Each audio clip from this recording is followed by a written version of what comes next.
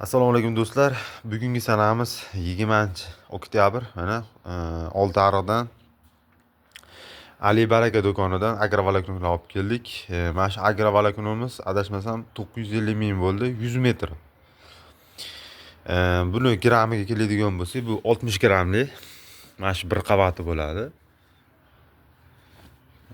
Bu 2 metrlik 2 qavat 100 metr olganmiz. Buni o'rtasidan bo'layotgan bo'lsak 200 metr bo'ladi. O'shanda buni eniga to'ri 40 20 bo'lsa, bo'lganimizda 210 bo'ladi. Agrovoloknoni olib kelganmiz, mana Xudoga shukr.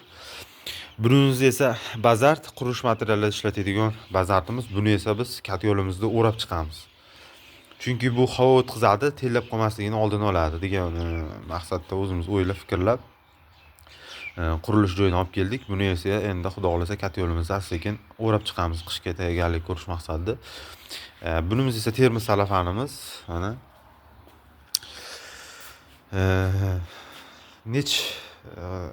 shu issiqxonamiz yetadigan 180 ming so'mlik bo'ldi. Yaxshi salafan ekan.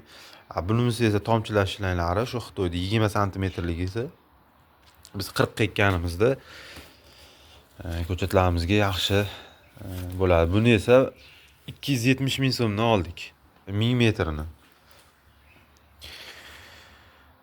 Ali Barakani bu qo'qondan olganimizda juda ham zo'r effekt berdi. O'z tiqilib qolmadi. Sifati zo'r ekan. Bu safar o'shaning uchun Ali Barakadan olishlikni niyat qildik.